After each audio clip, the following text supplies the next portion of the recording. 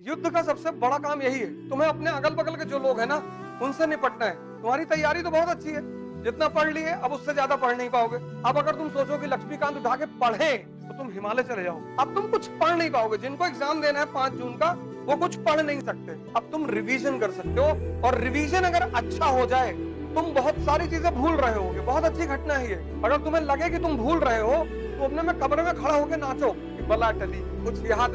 UPSC को इस बात का अंदाजा है कि ये तुम्हारे साथ घटेगा।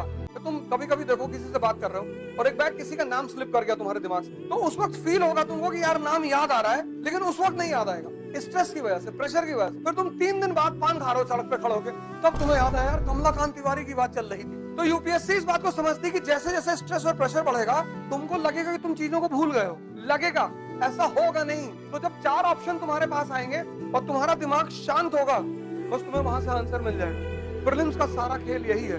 इसमें 98% लोग जो अंतिम में हार जाते हैं, क्योंकि कुछ घटनाएं तुम्हारे साथ अब घटेंगी। पहली घटना घटेगी, तुमको लगेगा सब कुछ खत्म हो चुका है, कुछ याद ही नहीं। तुम बाहर के लोगों से जाओगे हिम्मत मांगने, ये खुद ही मरे हुए लोग, ये तुमको क्या हिम्मत देंगे, वो किसी को क्या उत्साह देंगे।